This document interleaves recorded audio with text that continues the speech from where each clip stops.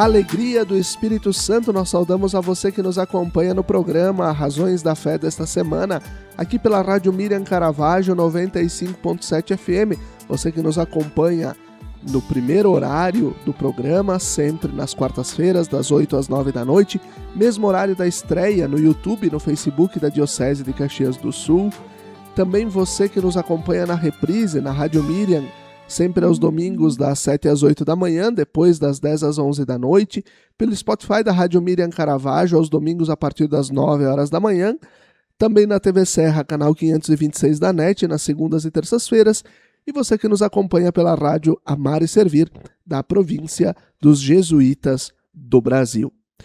Nós vamos abordar nesta semana as novas diretrizes gerais da ação evangelizadora da Igreja no Brasil, diretrizes estas que foram votadas, aprovadas pela 62ª Assembleia Geral dos Bispos do Brasil, lá em Aparecida, no mês de abril de 2026. As novas diretrizes que vão guiar a Igreja Católica no Brasil até o ano de 2032. São 6 anos, então, que passam a vigorar este novo, podemos chamar de plano de pastoral da Igreja no Brasil. E nós também tivemos este momento de recepção das novas diretrizes durante a Assembleia Regional da Ação Evangelizadora da Igreja no Rio Grande do Sul, que foi realizada entre os dias 26 e 28 de junho na cidade de Santa Maria. E por estarmos também à frente da comunicação do Regional Sul 3, nós promovemos 2 momentos de live no YouTube do Regional Sul 3. Primeiro momento com a participação do arcebispo de Santa Maria, Dom Leomar Brustolin, que também é o presidente do Regional Sul 3 da CNBB e também presidiu a comissão, grupo de trabalho das novas diretrizes. E também trouxemos a Mariana Venâncio, que é uma teóloga leiga, que fez parte da comissão deste grupo de trabalho que redigiu as novas diretrizes. Então nós, neste programa, teremos somente 2 blocos, não 3, como nós temos costumeiramente, como tradicionalmente a gente tem. Então nós vamos trazer neste primeiro bloco a participação de Dom Leomar Brustolin, que vai nos falar sobre as novas diretrizes da ação evangelizadora da Igreja no Brasil, evangelizar anunciando Jesus Cristo. Vamos acompanhar. E eu começo, Dom Leomar, lhe perguntando, por que ter diretrizes? Bom dia. Diretrizes são linhas. Se nós não temos diretrizes, nós não sabemos por onde andar. Alguém poderia dizer, eu não quero as diretrizes da CNBB, mas por onde você está andando como igreja? Nós somos praticamente mais de 300 igrejas, dioceses e prelazias, arquidioceses. Cada uma tem o seu jeito. O Rio Grande do Sul não é igual à Amazônia e São Paulo não é igual ao Acre, mas com acentos diferentes, as grandes linhas são iguais para evangelizar. E por isso as diretrizes já é uma longa história no Brasil. E tem um detalhe, hoje, sábado, saiu uma notícia na imprensa internacional que lá no consistório se mostrou também em alguns espaços o trabalho das diretrizes e foi muito apreciado pela imprensa. O Brasil tem algo muito bom para ajudar toda a igreja, que é um caminho de sinodalidade. Esse texto, por exemplo, que aprovamos, é votado linha por linha, eu diria parágrafo por parágrafo. Então, diretrizes para que a gente não ande de qualquer jeito. As diretrizes são feitas a partir de uma escuta para ver como está a realidade. E quando a gente se reúne várias pessoas, a gente tem olhares diferenciados e um completa o outro. Diretrizes porque o caminho é sinodal. Muito bem. E agora nós temos uma mudança nestas diretrizes que anteriormente elas tinham validade de 4 anos, passaram para 6 anos. Por que pensar em algo pouco maior do que um período de 4 anos? Primeiro porque essas atuais diretrizes aprovadas levaram 4 anos para serem elaboradas, por causa do sínodo sobre a sinodalidade. Nós também pensamos que precisa mais tempo para implantar e receber as atuais diretrizes, e daqui 3 anos vamos fazer uma avaliação. A Igreja no Brasil está avançando nesses pontos, ou estamos só fazendo documentos, estudamos bastante, conversamos bastante, mas na prática não mudamos a nossa evangelização. Sem haver uma renovação da nossa pastoral e da nossa evangelização, nós não vamos conseguir atingir o objetivo da missão, que é evangelizar. Como foi o processo de elaboração das diretrizes, o texto primeiro, o texto mártir, as mudanças, como é que foi um pouco esse processo de elaboração? Em 2022, o episcopado decidiu que as novas diretrizes deveriam dar continuidade às antigas diretrizes, porque tivemos a pandemia. Não foi possível implantar tudo aquilo que eram os 4 pilares da casa, era a imagem das diretrizes anteriores. Aí se formou uma comissão. Essa comissão tinha bispos, eu digo tinha porque foi alterada, bispos, um da Amazônia, um do Centro-Oeste, tivemos um do Sudeste e um do Sul. E o do Sul, então, era eu. Me pediram para presidir isso em 2022 ainda. Aí começamos uma escuta nas dioceses. Primeiro perguntamos para os bispos o que precisa estar nas diretrizes e o que precisa tirar daquelas. Foi feito um trabalho. Aí começamos a escutar as dioceses, escutamos os presbíteros, os coordenadores de pastoral, a vida consagrada, o laicato. Foi todo 2023 escutando, para termos um instrumento labores. Isso é um texto que foi escrito para ser debatido na Assembleia. Quando chegou a Assembleia de 2024, nós tínhamos já porque todo mês em Brasília a gente debate esse texto com um grupo de bispos da presidência. Como eu faço parte da presidência da Animação Bíblico-Catequética, todo mês eu ia a Brasília, expunha o que tínhamos feito. O texto sempre vai sendo reelaborado. Quando chegamos lá, fizemos o instrumento labores, muitas alterações, contribuições, sugestões. Então, se prepara um texto durante todo 2024, porque é em abril, todo 2024 até novembro, se faz várias versões novamente, se escuta outros grupos, outras pessoas que disseram que não foram escutadas. Foi um processo muito longo de escuta. Nenhum texto da CNBB, ao longo de todos esses anos, essas décadas... Quase 75 anos de... Nada demorou tanto para produzir um texto no sentido de tanta escuta. Quando chegou 2024, tínhamos, então, um instrumento labores bem elaborado para 2025. O que aconteceu? Estava tudo encaminhado, faleceu o Papa Francisco. Foi cancelada a Assembleia.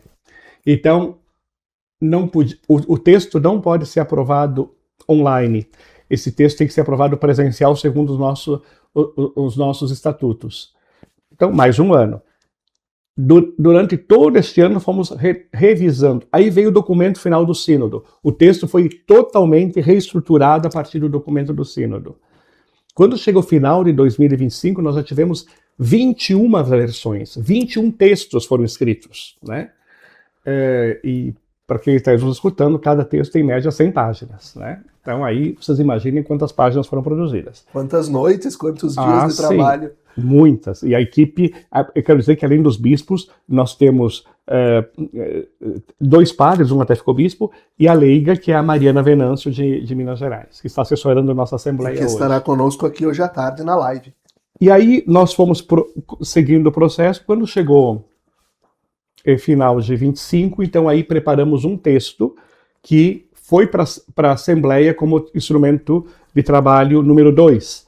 E aí estudamos, trabalhamos, e durante a Assembleia os bispos quiseram participar muito mais, o que foi muito interessante. Nós tivemos mais de 900 sugestões na primeira vez e mais 400 emendas antes de votar.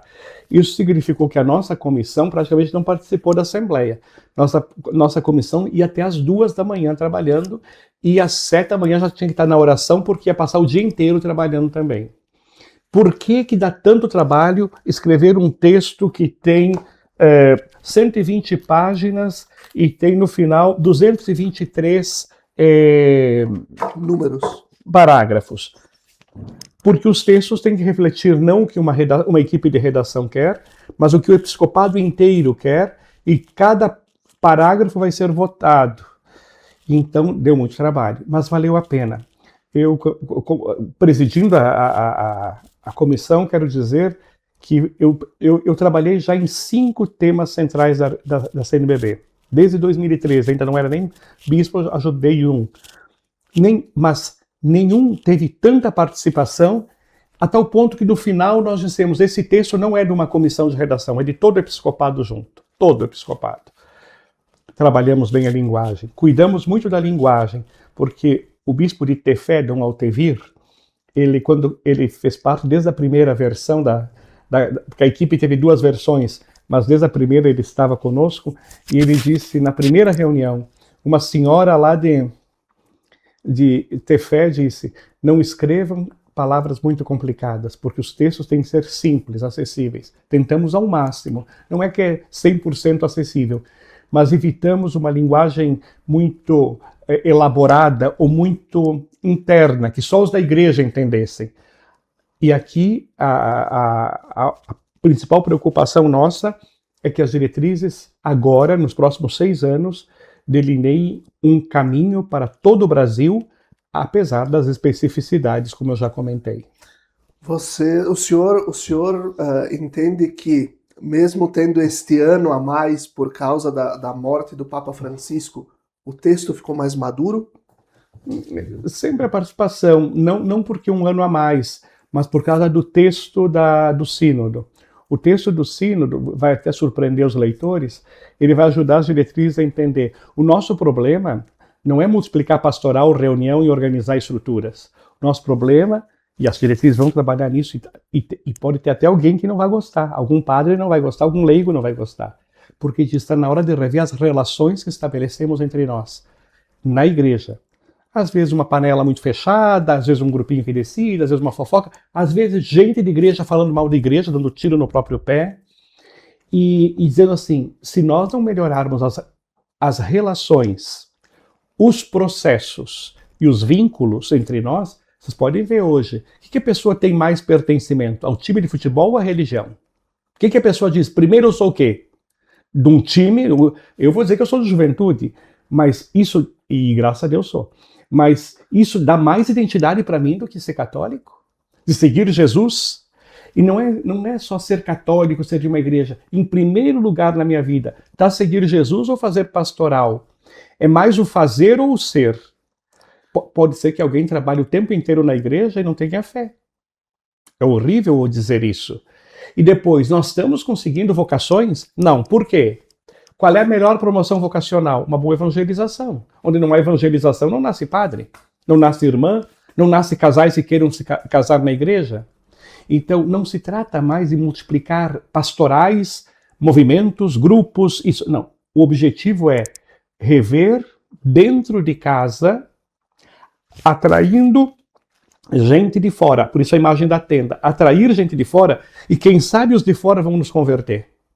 Para sermos mais abertos, mais profundos e mais testemunho. Chegou a hora de parar de parecer e não ser discípulo de Jesus. O senhor toca na imagem da tenda.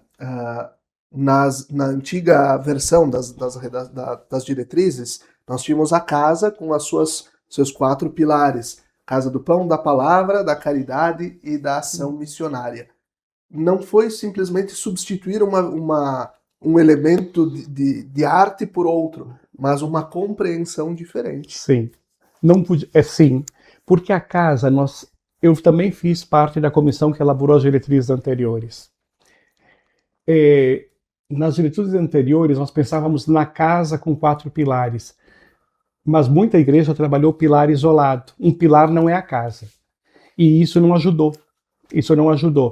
Quando a gente pensou na tenda, foi porque o sínodo começou com a imagem da tenda. E sair da casa e ir para a tenda é sair da estabilidade, porque quando é que a gente aumenta a casa? Quando a família aumenta. Quando tem mais filhos, tem que fazer um puxado na casa. E a tenda é mais fácil de alargar. E Isaías 54 diz, alarga a tua tenda, firma bem as estacas e estica as cordas. Isto é, você pode alargar a tenda, mas ela tem que ser firme, ela tem que ter fundamentos. Ela não é uma tenda que para acolher todo mundo a gente aceita qualquer coisa. A gente aceita todas as pessoas. mas os princípios do Evangelho não são negociáveis. Não tem uma pessoa que não possa estar dentro da igreja, mas cada um vai ter que entender que não existe uma religião à la carte. Eu escolho, isso eu gosto, isso eu não gosto. Eu vou escolher se eu quero crer na ressurreição, eu vou escolher se é para casar na igreja ou não, quem sabe a gente faz diferente. Não. Acolher a pessoa sempre, mas as estacas bem firmes e as cordas bem esticadas, para que esse alargamento produza segurança para todos, principalmente para quem chega. Muito bem. Dom Leomar, olhando aqui para a nossa realidade do Rio Grande do Sul, o que nós precisamos, para que lado precisamos alargar a tenda, o que precisamos colocar para dentro da tenda? Vamos ver o que vamos, nesse momento, exatamente neste momento, as 18 dioceses com seus representantes estão reunidos em grupos, fazendo a conversação no espírito, para ver quais são os desafios do Rio Grande do Sul. Mas nós já conhecemos alguns. Nós temos um processo de envelhecimento no Rio Grande do Sul que é fora da curva do Brasil. É o estado que mais envelhece e onde menos crianças estão nascendo. Então essa é uma questão cultural. Depois temos uma herança histórica. Ultimamente, cresceu entre nós o positivismo e o racionalismo, que nos deixa pouco atentos às transcendências. Nós somos mais ligados à questão técnico-científica. Nós achamos que tendo o celular com o Wi-Fi e a senha, eu estou salvo, né? E olha que nós passamos por pandemia e enchente, né? Parece que depois das enchentes, algumas pessoas começaram a voltar mais para a igreja. E estes pontos podem nos ajudar a dizer o seguinte: tem sinais muito positivos no Rio Grande do Sul, por exemplo, a solidariedade. Vejam as igrejas e a população em geral, quanto se ajudou no período das enchentes. Nós temos algumas questões importantes, por exemplo, diferenciar o que é a Serra Gaúcha, que é mais italiana, do Vale dos Sinos, que é mais germânica, de Porto Alegre, região metropolitana, que é mais açoriana, e essa metade sul do estado, que é marcada pelas missões dos 7 povos. E o que significa ter a herança portuguesa e espanhola na evangelização dos jesuítas. Por exemplo, um desafio enorme, e que eu ontem lancei na abertura da Assembleia, e espero dar continuidade hoje, nós temos que revisitar a história dos 7 povos, porque todos nós que estudamos vimos uma leitura positivista da história, isto é, catequizar os índios para dominá-los. Na verdade, os jesuítas que vieram aqui organizaram os índios para eles não caírem na escravidão. Essa foi a questão. E nesse problema, será que nós não podemos nos inspirar nos 7 povos, fazendo as diferenças de tempo, para, por exemplo, o que os 7 povos tinham? Os jesuítas nas reduções organizaram o trabalho, a cultura, a arte, a educação e a religião. Era uma visão mais integral. Os indígenas viviam ali, os guaranis, muito integrados nesse contexto. Nos contaram uma história diferente. O pombalismo, o Marquês de Pombal, que mandou embora os jesuítas, nos fez entender, e nós todos estudamos na escola, contrário aos jesuítas. Nós fomos catequizados ao contrário. O que era... O Rio Grande do Sul nunca mais fundiu ferro e sinos como as reduções fizeram. Sinos para tocar nas igrejas. Os indígenas faziam orquestras. E agora aqui na Assembleia, nós trouxemos aqui do Museu da Arte Sacra de Santa Maria, para fazer a capela da Assembleia, uma imagem de quase 2 metros, né, eu acho que 1,80 m, de Nossa Senhora, feita de um pedaço de madeira, esculpida no período das missões por indígenas. Hoje é capaz de nós encontrar um santeiro que faça tão bem isto aqui no Rio Grande do Sul. Pode ser que tenha outros lugares, mas eu não conheço, que faça escultura. Então é bom repensar nossos conceitos. E, na verdade, a história sempre é uma tomada de posição. E quem conta, mesmo quem escreve os livros de história, toma uma posição. Não existe uma história quimicamente pura. Só que nós, de igreja, deveríamos repensar. Isso a CNBB até disse. Vocês no Rio Grande do Sul têm que recontar essa história. Mas não é só recontar a história, é ver 400 anos o que nós podemos aprender com as missões. Muito bem. Já nos encaminhando para a parte final dessa nossa live, Como nós podemos, Dom Leomar, compreender agora as novas diretrizes lá na nossa pequena comunidade que se reúne aos domingos para a celebração da Eucaristia ou para a celebração da Palavra? Como fazer frutificar aquilo que as diretrizes nos pedem? Sobretudo, e já lendo as diretrizes, me chama muito a atenção aquilo que o senhor pontuou há pouco, a conversão dos vínculos, a conversão pastoral. Como a gente pode fazer frutificar lá nas nossas comunidades? Não tem outro jeito sem ler o texto. Não adianta ouvir sua palestra, tem que ler o texto. Cada um tem que ter esse texto e vai se reconhecer ali dentro. Ler o texto, depois entender que os leigos, especialmente as mulheres, têm um lugar mais reconhecido na igreja e ajudar nós bispos e padres. Eu sei que o leigo tem um pouco de receio às vezes de criticar ou de ajustar, dar uma sugestão. Não, somos todos batizados. A participação é tomar parte, porque eu faço parte do batismo. Pelo batismo eu faço parte da igreja, melhor dizendo. O batismo me faz partícipe. Então, se eu participo da igreja, eu posso sugerir. Agora mesmo, eu recebi uma crítica muito boa na Assembleia, até vou compartilhar. Nós valorizamos muito a mulher. Na coordenação dos grupos de trabalho, são sempre padres e homens. E uma irmã me disse assim, mas por que não as mulheres? A senhora tem toda a razão. Na organização, no nosso inconsciente aqui atrás, no meu, no teu, nós ainda achamos que os homens é que são melhores. E não está dando certo. Somos todos irmãos. E até na elaboração, olha, nós falamos o tempo, e tanto é que damos para uma mulher ser assessora dessa assembleia. Né? Mas quando é para fazer grupo, a gente ainda acha que tem que ser homem, tem que ser padre, tem que ser branco, para puxar a frente. Tem que ser europeu. Por exemplo, onde é que estão os indígenas? Onde estão os indígenas na tradição da Igreja Católica no Rio Grande do Sul? Eles estão em nossas igrejas ou eles não têm espaço? Onde está toda essa cultura dos povos originários? E mesmo as periferias. Nós reclamamos que outras igrejas atingem nossas vilas, favelas, mas nós estamos lá ou nós só reclamamos que lá está multiplicando? Então, ou nós vamos rever a nossa postura, ou a gente vai ficar sempre criticando os outros e esquecendo que precisa conversão. A palavra funda, para mim, 2 palavras sintetizam todas as diretrizes: conversão e missão. Ou a gente muda para anunciar Jesus, ou a gente mantém uma cultura, mantém uma tradição. Eu aqui em Santa Maria, se tem uma decisão que eu tomei muito bem, e todo mundo me criticou, foi a questão das bebidas de álcool nas festas.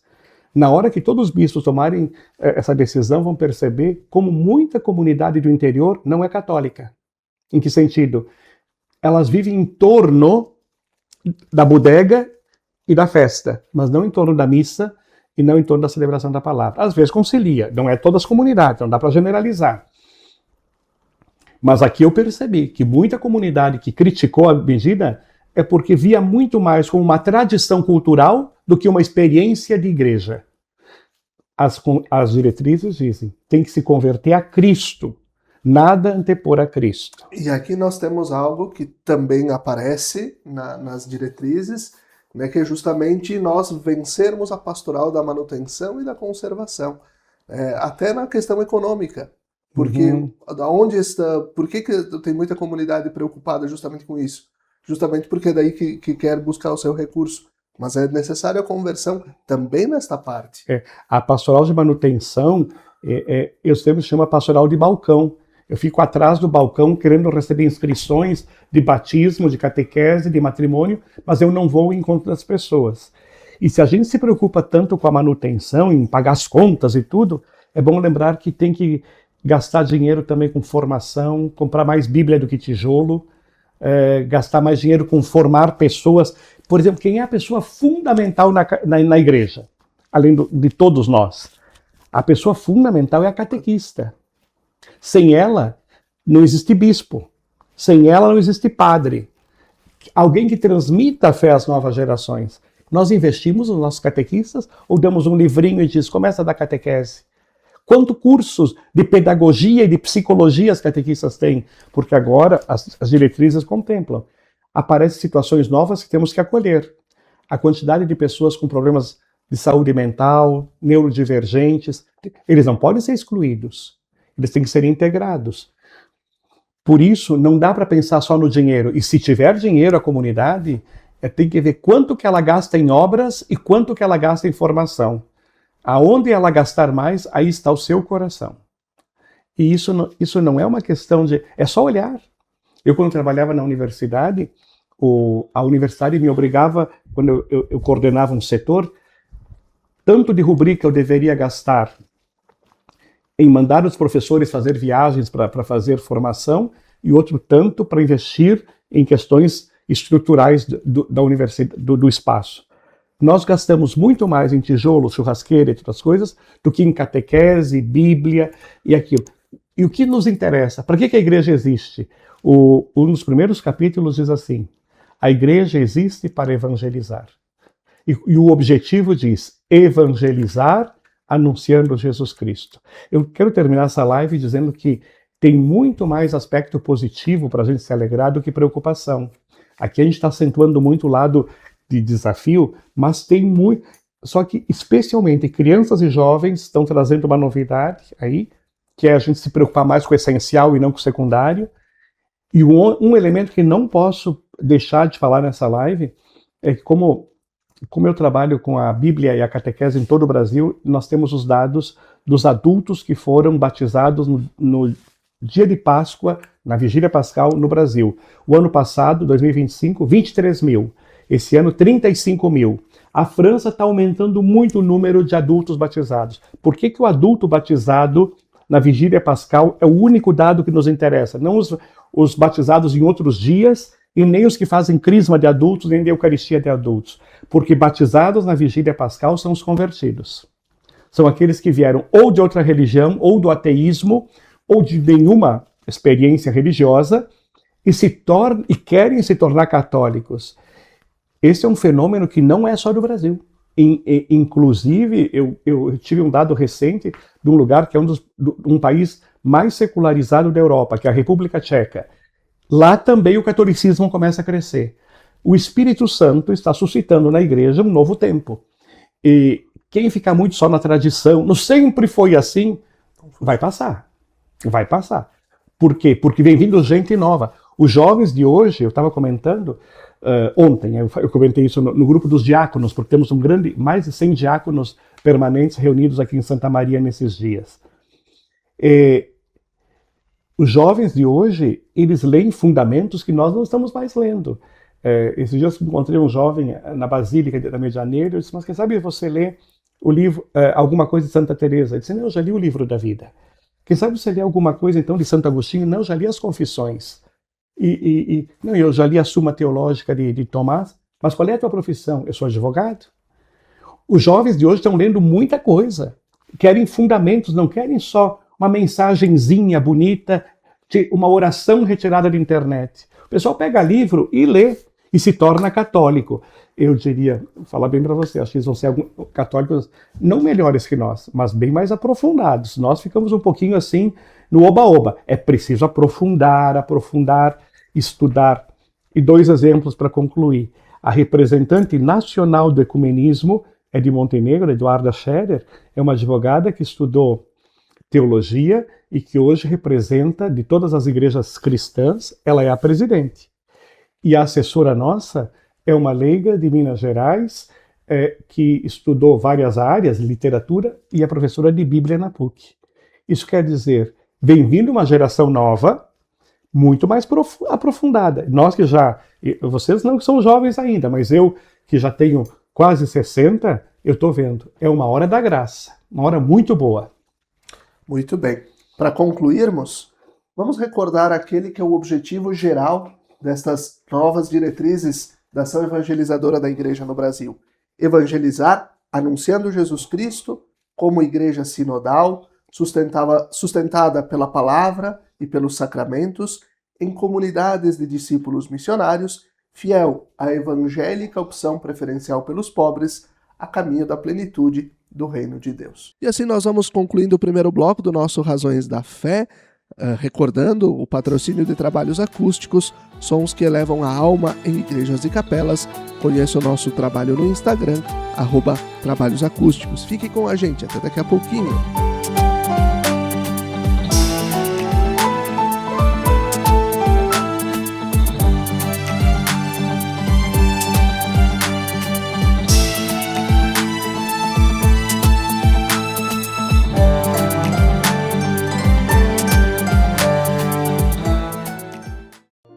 Lembrai-vos, ó Puríssima Virgem Maria, que jamais se tem ouvido que deixasseis de socorrer e consolar a quem vos invocou, implorando a vossa proteção e assistência.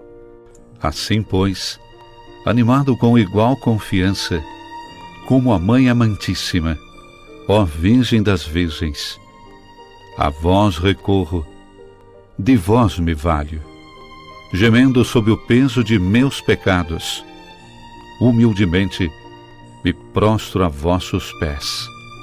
Não rejeiteis as minhas súplicas, ó Virgem de Caravaggio, mas dignai-vos de as ouvir propícia e de me alcançar a graça que vos peço. Amém.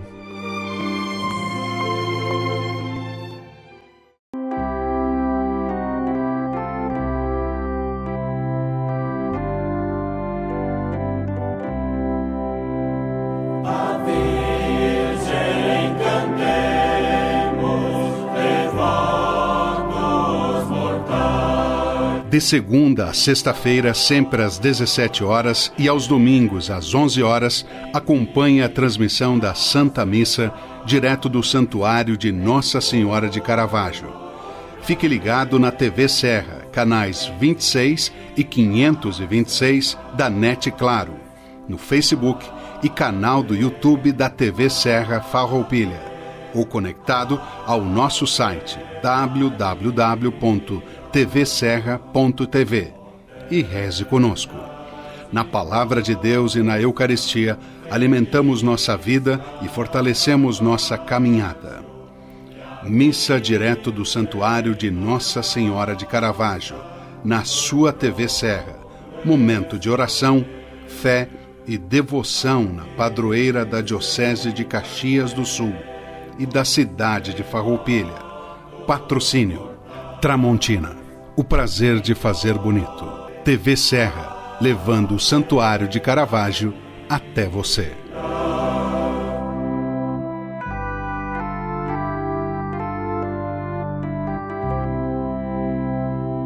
De todos os lugares, Mãe de Caravaggio,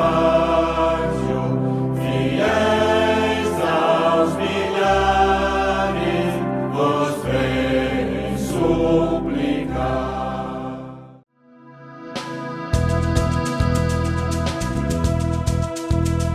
Ter um seguro é tudo, é proteção e tranquilidade. Seguro residencial, de automóveis, seguro de vida, empresarial, rural, seguro responsabilidade civil e seguro de fiança locatícia. A Borfar Seguros é especialista em toda a linha de seguros. Uma equipe altamente qualificada lhe orienta da melhor forma para que você proteja o seu patrimônio. Venha para a Borfar Seguros e cuide de tudo o que você já construiu na sua vida e também proteja o amanhã. Borfar, para ser livre, é preciso estar seguro. Avenida Júlio de Cacilhos, 1325 Centro. Fone 2628-2200. WhatsApp 549-9146-9446. Siga nossas redes sociais e acompanhe dicas e informações. Acesse aí o Facebook e o Instagram da Borfar Seguros e confira.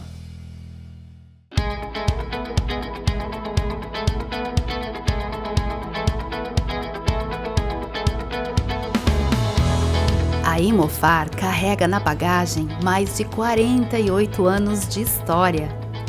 História essa que se solidificou através da constante realização dos sonhos dos seus clientes. A Imofar conta com uma equipe qualificada pronta para oferecer um atendimento de excelência durante toda a jornada. Seja para comprar, vender ou investir, a Imofar é o elo perfeito entre o sonho e a realização. Confiança, agilidade nos processos e segurança é a nossa essência.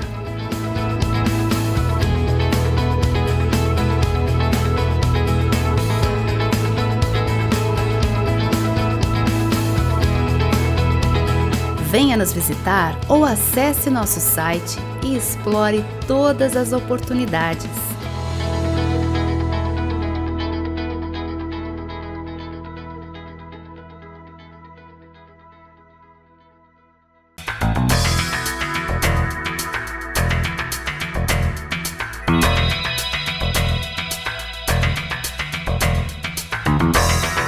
Um cardápio de dar água na boca, preparado diariamente para te surpreender e proporcionar um almoço diferenciado em Farroupilha. Dezenas de pratos quentes, saladas, grelhados e sobremesas. E além de tudo isso, você encontra um ambiente aconchegante e propício para a hora do seu almoço. Venha conhecer e provar as delícias do restaurante Vicentinos, junto ao Clube do Comércio, na Praça da Bandeira. Restaurante Vicentinos, uma delícia de cardápio para o seu almoço, bem no coração de Farroupilha, de segunda a sábado, esperando por você.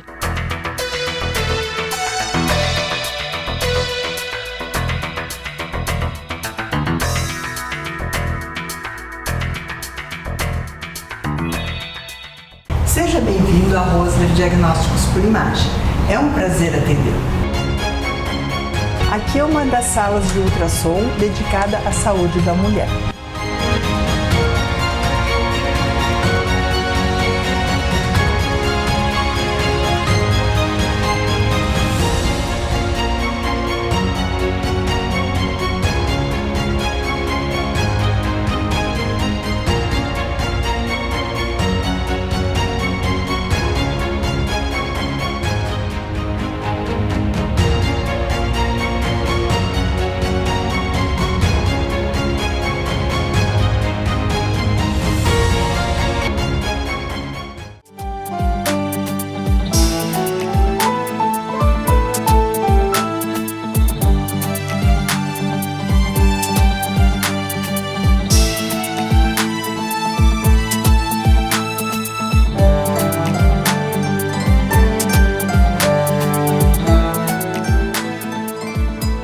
Estamos de volta com o segundo bloco do nosso programa Razões da Fé desta semana, aqui pela Rádio Miriam Caravaggio 95.7 FM e pelas redes sociais da nossa Diocese de Caxias do Sul, além da TV Serra e da Rádio Amar e Servir da província dos Jesuítas do Brasil.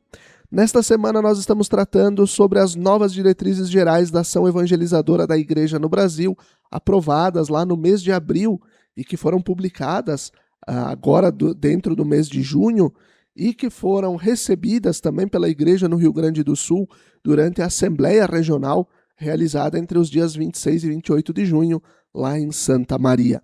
Como falava anteriormente, neste programa, nesta semana, teremos só 2 blocos. Então, o primeiro bloco nós tivemos a participação de Dom Leomar Brustolin, que esteve conosco numa live lá no encontro, na Assembleia, nos falando sobre as novas diretrizes anunciando Jesus Cristo, anunciar Jesus Cristo. E agora nós trazemos a participação da leiga teóloga Mariana Venâncio, que é uma das assessoras da Comissão Episcopal Pastoral para a Animação Bíblico-Catequética da CNBB, ou seja, também trabalha com Dom Leomar nesta comissão e fez parte da comissão de redação das novas diretrizes da CNBB. Ela nos ajuda a entender o tema, os caminhos da missão e a conversão dos processos nas novas diretrizes da Igreja no Brasil. Confira! Mariana, explica para nós como foi fazer parte desta comissão que trabalhou tanto para nós termos, então, agora as novas diretrizes. Essa comissão ela foi constituída, na verdade, em 2022. Então, o Dom Leomar trabalhou com uma equipe desde o ano de 2022 e ao longo do tempo essa equipe foi sendo modificada também, né? Então, eu faço parte dela desde 2023.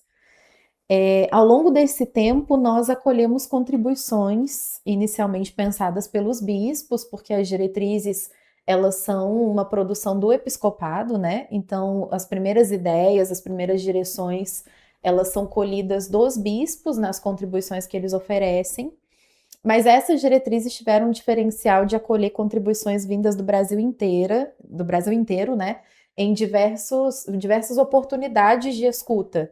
Então, a gente teve reuniões, assembleias, colhemos contribuições das dioceses também, contribuições que vieram em encontros presenciais, em encontros online, por e-mail, por meio de fichas de trabalho. Então, foram muitas as formas de participação. E a nossa equipe trabalhou, então, a partir dessas primeiras ideias dos bispos num texto, e foi ao longo do tempo acolhendo as contribuições e amadurecendo esse texto.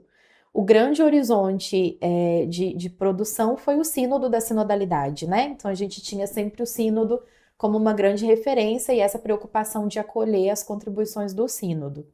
É, de fato, muito trabalho, né? Então, é um trabalho não só de sistematização e de síntese das contribuições, mas também de discernimento, né?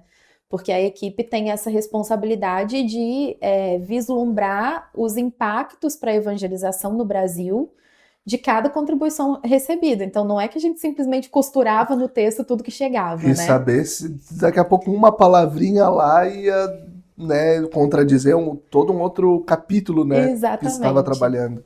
E aí a gente fala isso principalmente da Assembleia, assim, né? Foram muitas emendas que chegaram no texto, e aí às vezes a gente modificava o texto a partir de uma contribuição, mas depois se dava conta do significado daquilo no conjunto, né? Então precisava modificar de novo, amadurecer um pouco melhor. Então é muito trabalho, assim, mas é também muito gratificante, é uma honra, assim, saber que a nossa mão, nosso esforço, nosso pensamento, né, está num texto que vai ser orientador para a igreja nos próximos 6 anos. E algo interessante, e aqui é um bastidor, mas que já está também nas redes, tem vídeo por aí, que foi justamente o momento da aprovação das diretrizes. Eu também estava lá na Assembleia dos Bispos, e foi um momento em que então teve a aprovação e que os bispos de pé aplaudiram, né, claro, porque foi um processo cansativo também, mas porque reconheceram certamente o valor que esse texto, com ampla participação, vai ter para a organização e para a caminhada evangelizadora da igreja no Brasil, né? Eu acho que ouvindo assim a história sobre a produção e aprovação das últimas diretrizes, a gente pode dizer que estas foram as que mais foram esperadas pelo Brasil inteiro. Então eu acho que esse movimento dos bispos de terem se colocado de pé e aplaudido a aprovação traduz um pouco da expectativa que no Brasil inteiro se criou, né? Todo mundo participou desse texto, né? Quem é engajado nas comunidades ouviu falar do processo das diretrizes, teve oportunidade de enviar sua contribuição. Então, todo mundo esperava com muita expectativa essa aprovação, e aí acho que os bispos também, né? E quando o texto esteve aprovado, foi para nós um grande presente mesmo. Assim. E ao mesmo tempo também conversávamos com Dom Leomar sobre isso, o quanto também agora, a partir do magistério do Papa Leão, a partir também do sínodo, que justamente as diretrizes são a forma da igreja no Brasil recepcionar o sínodo, né? Quanto tudo isso enriqueceu o documento, né? As diretrizes, né? Que perguntava eu pro Dom Leomar se ter esperado um ano a mais justamente pela situação da morte do Papa Francisco também ajudou a enriquecer mais o texto.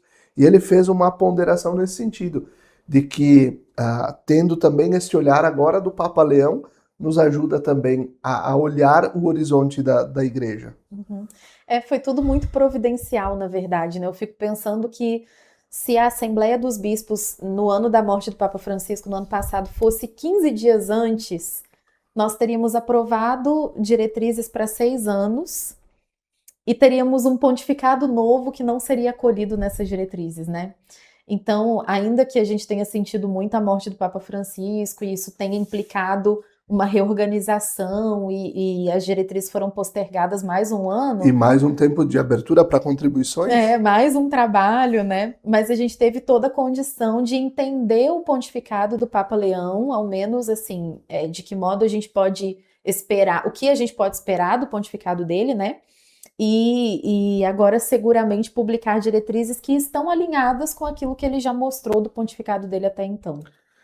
Muito bem. Agora a gente vai adentrando diretamente no próprio texto das diretrizes e a gente percebe que o objetivo das diretrizes, claro, evangelizar é a missão da Igreja e isso está no Concílio Vaticano II, né?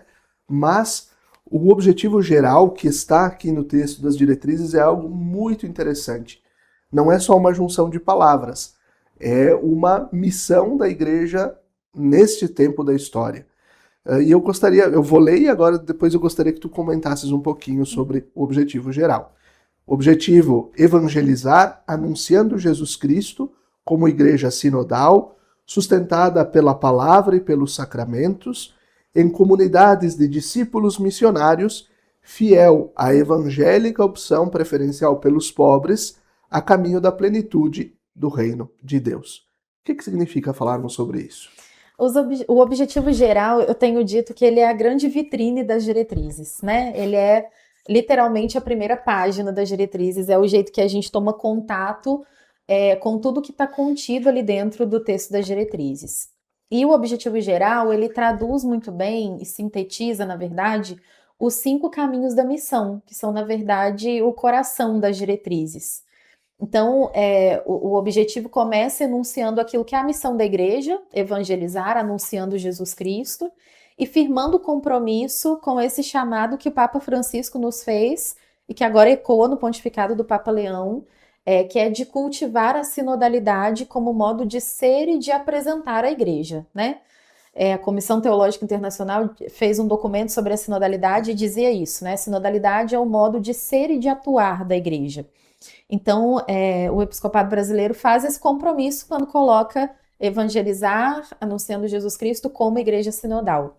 Mas a seguir estão elencados os 5 caminhos da missão. Então, uma igreja sinodal que é fundada na palavra, né? Então, o caminho da animação bíblica da pastoral, esse cultivar da centralidade da palavra de Deus.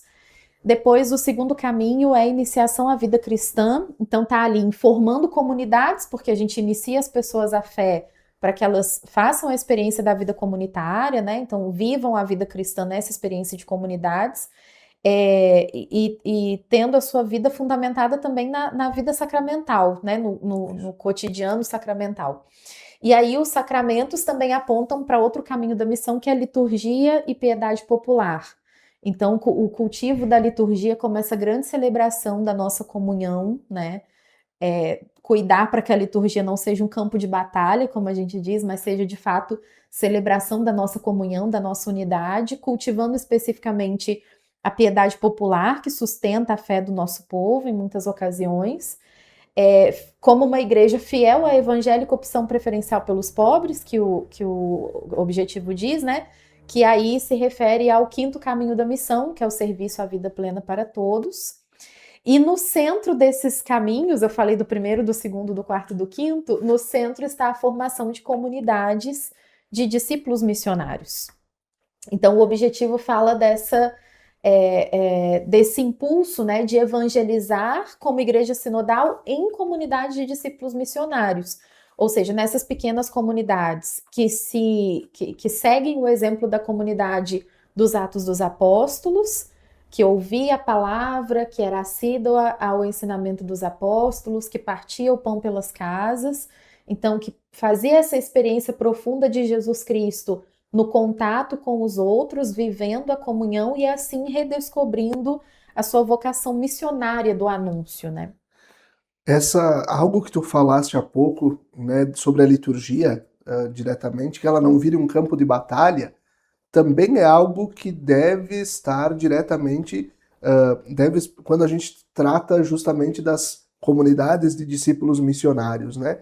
São pequenos grupos, E os pequenos grupos, que não são panelas, são grupos de reflexão, grupos de vivência, grupos que vivem aquilo que acreditam e baseados na palavra, são aqueles grupos então chamados a se querer bem. Os apóstolos se queriam bem. As primeiras comunidades, aquelas narradas lá nos Atos dos Apóstolos, se queriam bem. Qual é o desafio que nós temos, Mariana, enquanto igreja no Brasil, de vencermos as polarizações, que seja pela política, seja pela questão se alguém é mais conservador, mais progressista na liturgia, estão no dia a dia das nossas comunidades de fé. É importante que a gente entenda que quando a igreja no Brasil propõe as pequenas comunidades, né, as comunidades de discípulos missionários, ela procura uma forma de proporcionar às pessoas uma maior autenticidade na experiência de fé, né? Essa constatação não é nenhuma ideia, nenhuma hipótese, né? Mas é a constatação de que, às vezes, na grande assembleia ou nas grandes massas, nós frequentamos e podemos até viver uma experiência individual, mas não conseguimos viver, de fato, a experiência comunitária, né? Aquela experiência de nos conhecermos, de estarmos ali pelas necessidades dos outros, de encontrar amparo na comunidade quando a gente precisa. Então, quando a igreja fala de formação de pequenas comunidades, ela quer proporcionar essa experiência comunitária.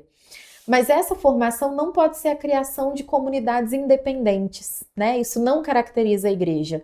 É importante que essas pequenas comunidades que favorecem a autenticidade da experiência comunitária estejam sempre ligadas à igreja. Então, voltem para a comunhão e para a unidade. Então, a gente vive a experiência comunitária no pequeno grupo, mas está ligada à igreja, que é uma só em todo mundo. Celebra o sacramento, celebra a vida dominical. Exatamente.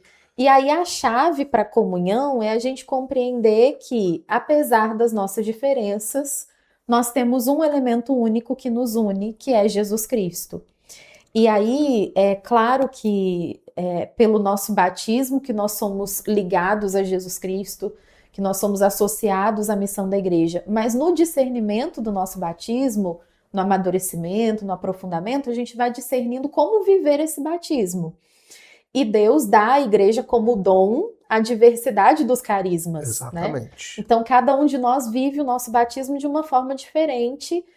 E é importante que a gente entenda essas diferenças não como ameaças, mas efetivamente como dons que o Espírito dá à igreja. E aí, a partir dessa compreensão, que a gente consegue viver a comunhão mesmo percebendo as nossas diferenças, né?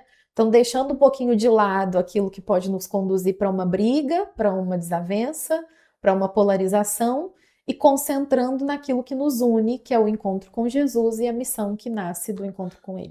Agora, o quinto caminho da missão, que é justamente a questão do serviço da vida plena para todos, além da opção preferencial pelos pobres, nos coloca diante da promoção, defesa e cuidado da vida e também da ecologia integral. Os passos que nós precisamos dar enquanto igreja no Brasil, seja para colocar em prática aquilo que o Papa Francisco nos propôs pela Laudato Si, ou também aquilo que a igreja nos propõe sempre, de ser sempre a favor da vida, contra o aborto, contra a pena de morte, contra todas as práticas de violência e extermínio da vida. Acho que hoje é muito urgente que a gente compreenda que essa posição da igreja, ela não é uma posição ideológica, né? Ela não é uma posição meramente política, ela é fruto da escuta autêntica do Evangelho. Jesus, desde o seu nascimento, né, durante o seu ministério e até a sua paixão e ressurreição, ele foi a favor da vida, ele demonstrou a defesa da vida e ele dignificou a vida humana, né?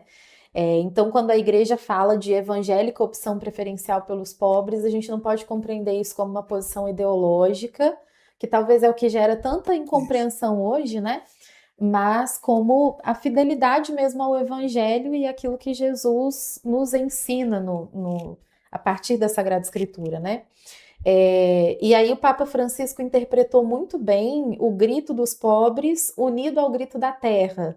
Acho que a partir do pontificado do Papa Francisco, é claro que ele se apoia em São Francisco de Assis, por exemplo, tantos outros que vieram antes dele, mas ele deixa muito claro a unidade que existe entre o grito dos pobres e o grito da terra. Então, nos abre os olhos para entender que não só a vida humana merece dignidade e cuidado, mas toda a vida criada por Deus. Então, é por isso que, ao lado da opção preferencial pelos pobres, a Igreja reafirma também sua defesa e seu cuidado da vida desde a sua concepção até o seu fim natural, e também reafirma o seu compromisso com o cuidado das formas de vida que não são humanas, mas que são criação de Deus, e que então devem ser tratadas com cuidado e dignidade. E logo na sequência, né, do serviço à vida, o que está a questão da conversão. Gostaria que tu pontuasse esse 6º capítulo das diretrizes da ação evangelizadora. Sim, o 6º capítulo é um capítulo importantíssimo, né? Não pode ficar à sombra das nossas leituras, porque ele fala dos compromissos necessários para que a igreja no Brasil possa viver esses caminhos como igreja sinodal. Então, ele retoma as 3 conversões que o documento final do sínodo havia indicado: a conversão das relações, dos processos e dos vínculos. Então, das relações na direção de uma conversão da nossa relação com Deus, que é uma conversão cotidiana, né, que precisa ser sempre buscada, mas na qual se fundamenta também uma conversão das relações interpessoais, na direção de uma maior capacidade de ouvir, de dialogar, né, de incentivar o outro, de amar, de servir. Então, inicialmente, a conversão das relações. Depois o texto fala da conversão dos processos. Então, na igreja, a sinodalidade não vai se construir só nas relações interpessoais, mas também nas nossas estruturas. Então, como a gente está falando de uma igreja institucionalizada, é necessário que a gente pense nessa perspectiva da estrutura também.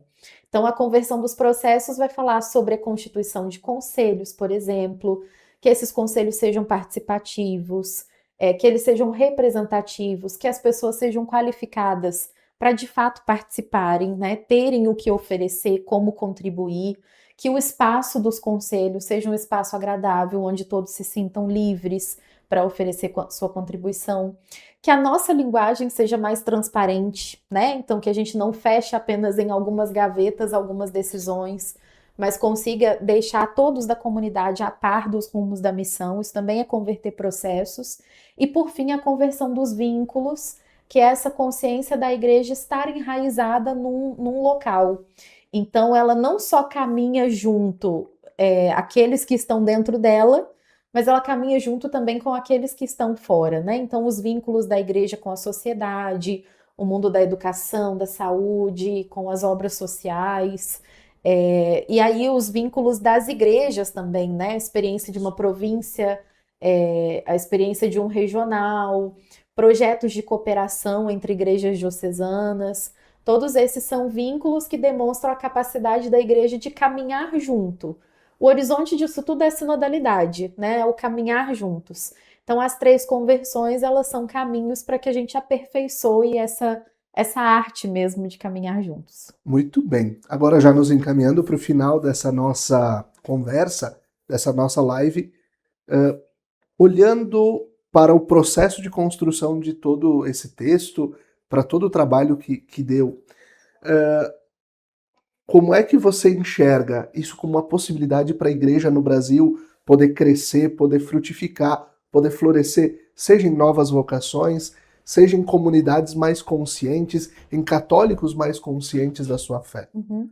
Eu acho que nós já estamos vendo frutos dessas diretrizes, que agora são frutos que se confundem, né, e que se unem aos frutos do sínodo. Nós já estamos vendo muitas assembleias sendo feitas em dioceses que não tinham essa cultura, assembleias mais participativas, onde essa experiência já existia. Então, assembleias em que antes as pessoas vinham, sentavam na cadeira, ouviam palestras e iam embora, já não são feitas nessa estrutura mais, né? A gente vem, escuta, dialoga, conversa, contribui, vai embora com decisões, com indicações. Então, isso tudo é fruto da sinodalidade, a qual as diretrizes são um serviço.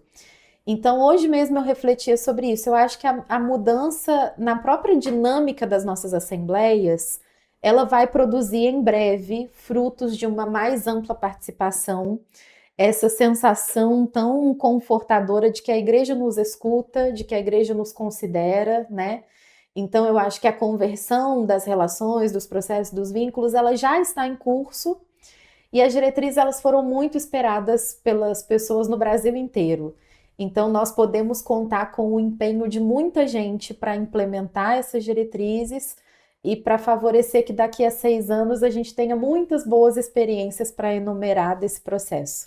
Então vejo com muita esperança essas diretrizes, né? Não só porque eu trabalhei no texto, e aí a gente sempre diz que a gente está sempre muito entusiasmado com o texto, né? Mas realmente vemos já reflexos de que elas serão implementadas e vividas de fato. E algo que é importante é que esse material, esse texto, e não só por ser um texto, mas por também conter pistas pastorais importantes para os planos de pastoral das dioceses, das paróquias, ele deva chegar em todas as comunidades, tentar chegar em todas as comunidades, mesmo as mais longínquas aqui do interior do Rio Grande do Sul, até as comunidades do centro, as comunidades de periferia, para que todos se sintam parte desse processo. As diretrizes são um documento feito para o Brasil inteiro, né? Então a gente não tem condições de enraizar algumas coisas, de propor experiências que sejam mais concretas, que sejam mais relacionadas à necessidade local. Então a gente sempre diz da importância de que as dioceses façam suas assembleias, estudem as diretrizes e então compreendam de que modo elas devem ser aplicadas na realidade local. O que é prioridade, o que não é, como que a gente realiza cada uma das indicações, né? Às vezes até o que a gente tem que acrescentar para que as diretrizes possam ser operacionalizadas. Então é importante fazer sempre esse movimento de enraizar as diretrizes no local e então fazer os planejamentos. E o próprio Espírito Santo é aquele que dá a criatividade necessária para colocar em prática. Talvez se não está escrito exatamente aquilo que a tal diocese, a tal paróquia espera, mas se há um contexto, há também a criatividade que vem do Espírito Santo para que a gente possa adaptar, fazer com que isso faça parte da nossa realidade. E aí, nesse sentido, acho que vale mencionar o método da conversa no Espírito, né? Foi o grande método do sínodo e que agora a gente tem utilizado também nesse processo de recepção das diretrizes. Exatamente porque a conversa no Espírito é um método que nos ajuda a garantir que o estudo dela não seja feito só como um estudo institucional ou como um planejamento organizacional, mas seja feito num espírito de oração, de oração comunitária, sobretudo de escuta ao Espírito que nos indica de verdade como seguir adiante e quais passos dar. E assim nós vamos concluindo mais um programa Razões da Fé, agradecendo a você pela sua audiência e pela sua companhia e recordando o patrocínio de trabalhos acústicos, sons que elevam a alma em igrejas e capelas. Conheça o nosso trabalho no Instagram, @trabalhosacústicos. Até a próxima semana. Fique bem!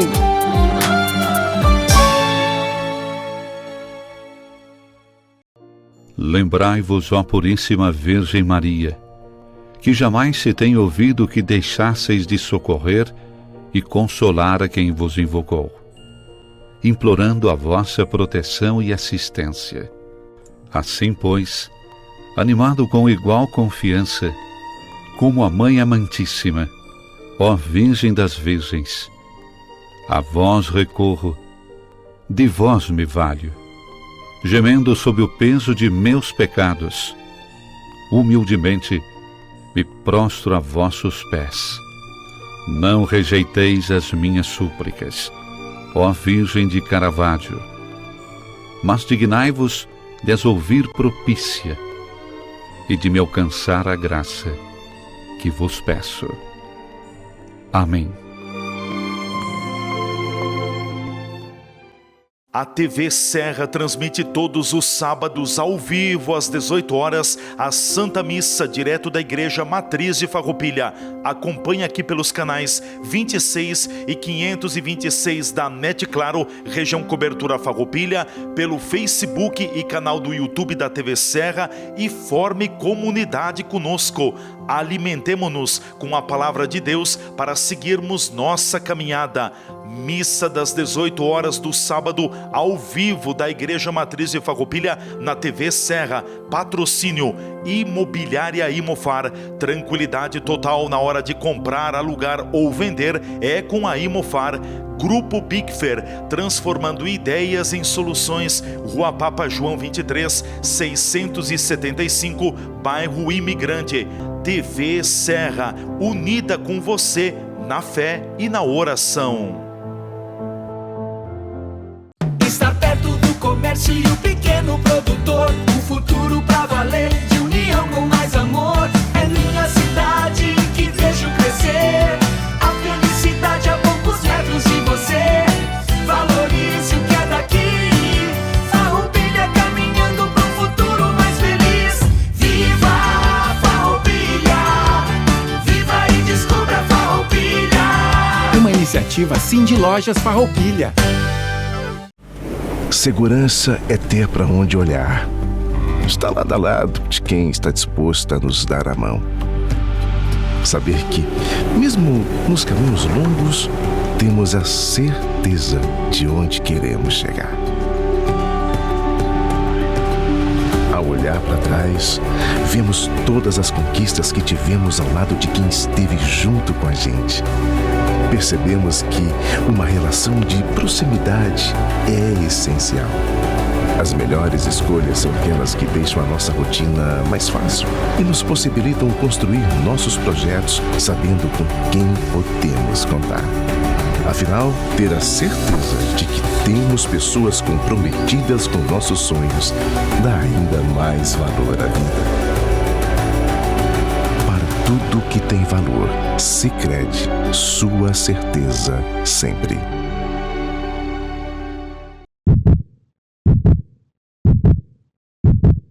Um coração que nunca deixou de pulsar. Desde 1934, ele bate no centro de Farroupilha para conectar vidas. Vidas confiadas a nós e tratadas com todo cuidado, carinho e atenção. O Hospital São Carlos se consolida hoje como uma das principais instituições de saúde da Serra Gaúcha. Oferece atendimento especializado com o que há de mais moderno em tecnologia. Mas, para nós, o que mais importa é que você se sinta bem enquanto estiver conosco. Tudo faz parte de uma grande engrenagem, que começa com um acolhedor sorriso na recepção e segue com uma hotelaria eficiente. Na outra ponta, a segurança dos nossos pacientes. A qualificação da equipe é constante, com cursos e palestras, formações fundamentais para operar nosso moderno parque tecnológico. Equipamentos utilizados nos mais diversos procedimentos, especialmente em traumato-ortopedia, para o qual somos referência para 34 municípios gaúchos. Com o objetivo de prestar atendimento de excelência, criamos o Centro de AVC e investimos na modernização da unidade de tratamento intensivo, reconhecida por 3 anos consecutivos com o selo de UTI eficiente. E para proporcionar uma assistência global, o nosso Centro de Especialidades oferece atendimento em mais de 20 áreas médicas para planos de saúde, SUS e particulares. Somos também uma instituição que trabalha para ser econômica e financeiramente viável. As ações vão desde a captação da água da chuva, passando pela instalação de placas solares, até chegar aos investimentos necessários para aumentar a eficiência dos processos. Hoje, o São Carlos atende diversos convênios, buscando contemplar toda a comunidade com um serviço de saúde humanizado, onde o paciente é o nosso maior bem. Um coração que segue pulsando a cada nova vida que nasce na nossa instituição. Hospital São Carlos. Vida que pulsa. Mercado e Assados Bianchi, sempre a melhor opção para suas compras diárias. Açougue, padaria, verduras, frutas e tudo o que você precisa para a sua casa. Aos finais de semana, faça sua encomenda de frango assado com a opção de massa e maionese. Temos ainda carnes assadas como costela e matambre. O melhor frango assado da cidade você encontra no Mercado e Assados Bianchi, Rua Independência 291, bairro São Luís, fone 3261-3506. É de dar água na boca de tão delicioso que é. Lembrai-vos, ó Puríssima Virgem Maria, que jamais se tem ouvido que deixasseis de socorrer e consolar a quem vos invocou, implorando a vossa proteção e assistência. Assim, pois, animado com igual confiança, como a Mãe Amantíssima, ó Virgem das Virgens, a vós recorro, de vós me valho, gemendo sob o peso de meus pecados, humildemente me prostro a vossos pés. Não rejeiteis as minhas súplicas, ó Virgem de Caravaggio, mas dignai-vos de as ouvir propícia e de me alcançar a graça que vos peço. Amém.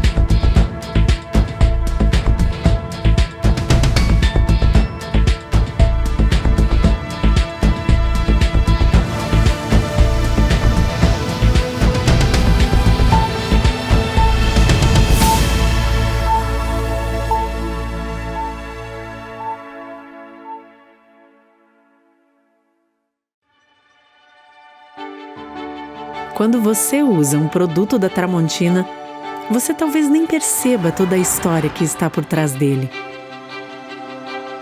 Uma história que começou no Brasil em 1911, quando Valentim e Elisa Tramontina abriram uma pequena ferraria na cidade de Carlos Barbosa, interior do Rio Grande do Sul. De lá para cá, a Tramontina cresceu como uma empresa genuinamente brasileira.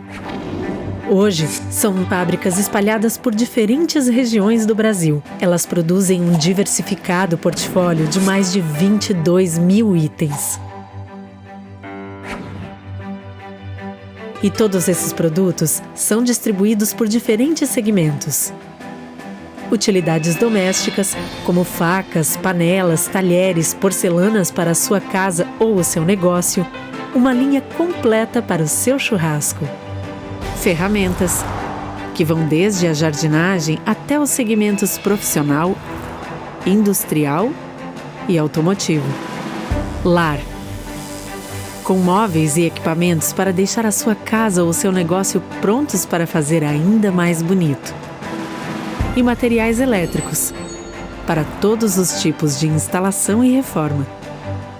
Todos esses produtos chegam ao dia a dia de milhões de consumidores graças ao trabalho de mais de 10 mil funcionários atuando em unidades de produção, lojas conceito, centros de distribuição, vendas online e escritórios de vendas. Pelo Brasil e no mundo. E tudo isso é construído no presente com os olhos no futuro. Como o Tramontina Transforma, uma iniciativa voltada para a preservação de florestas, reciclagem e uso consciente de água e energia, impactando de maneira positiva o meio ambiente e a vida de milhares de pessoas. E tudo isso vem de um propósito que norteia o trabalho da Tramontina todos os dias. Porque a Tramontina é feita de pessoas. Pessoas como você, que se identifica com os nossos valores e que também preza pelo prazer de fazer bem feito. Tramontina, o prazer de fazer bonito.